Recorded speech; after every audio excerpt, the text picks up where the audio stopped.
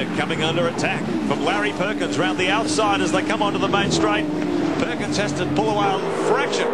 As Romano, you can see some battle damage on the front left corner of the pack leader Ford. Perkins doesn't relent, gets in behind him. He's got Tony Longhurst breathing down his neck. And while all that was happening, Stephen Richards has got past Dick Johnson as well, so there's plenty of moves happening here. Plenty of cut and thrust in the field as we take race cam out of the front spoiler of the Castrol Commodore. You couldn't be any closer than that, Larry. Oh, a couple of taps there. Well, Larry definitely means business here. And he's got Longhurst down the inside. Side by side through Gel Corner. He continues to attack the back of the pack leader Falcon as we take 7 Sport race cam once again. Swinging up toward the bridge. A little bit of oversteer there as Romano tries to get the power to the ground. Feeling the heat of the Castrol Commodore as they swing under here. Down toward Foster's Dip once again.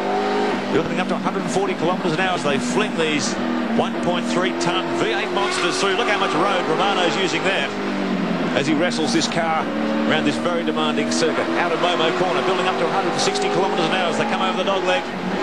Neil Crompton has come from last position on the grid and has done a fantastic job to get on the tail of this group. It's a good fight back, isn't it? He's just had a chance to scrub his tyres in the warm-up this morning because he didn't in fact get to do any qualifying yesterday, so he's been a rush to get back to this position, and he's done a great job fighting back from the back of the grid. Big field of V8s, 28 in all. Race leader Peter Brock still, but now under major challenge from his younger teammate Craig Lowndes, the championship winner for 1996, and out to prove that it's not all over till it's over. Yeah, it's certainly going to be interesting to see how the CAM's Performance Review Committee look at this push from Ford to get some adjustments to parity. Holden have won 8 of the 9 rounds so far, and very much looking like they're going to make it 9 out of 10. So far 6 to HRT and 2 to the Castrol Holdens. And Ford have been in similar situations before and had changes made before Bathurst. It'll be interesting to see if the axe comes down on Holden for the first time. These two must be dicing a little bit because on the last lap time they've dropped 3/4 of a second a lap, so they're pushing at one another, and Brock's probably having to drive a little bit defensively to slow the times down a bit.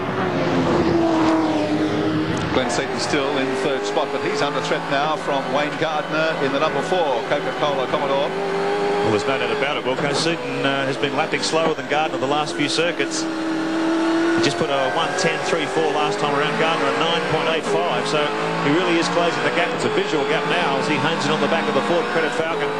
Very tight battle here for 3rd and 4th.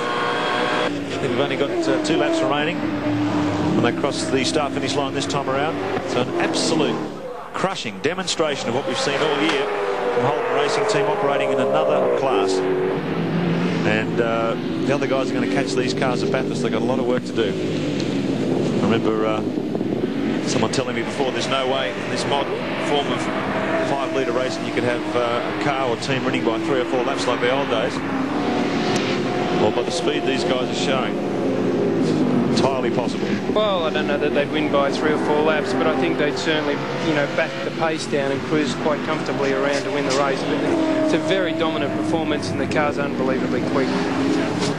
Race cam from Dick Johnson's number 17 Shell FAI Falcon, and that's Russell Ingall climbing all over the back of him, in fact sliding up on the inside. Well, is he ever? Russell's slowly running out of laps here, and he's certainly not giving Dick too much room to move. The lap time's almost identical last time around. Ingall sneaks up the inside. Johnson struggling a bit here as he lets Ingall through. So Russell moves up to 10th position.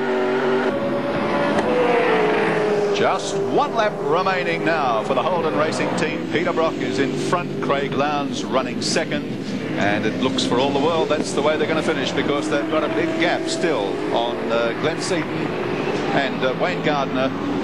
And this is just Heat 1, but it just again demonstrates the superiority that the Holden Racing Team have shown all season.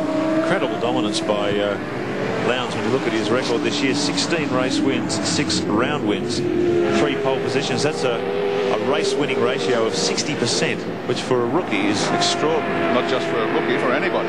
And I think if you put down starts won, the figure would be even worse. I mean, or better, whichever way you look at it. But fantastic job, and off to Europe next year, and interesting to see how he goes over there. Take nothing away though from Peter Brock here in this particular race today, because you can bet your life Craig Lowndes is trying like the devil to win it, but Brock is driving like the devil, and he is going to take the checkered flag.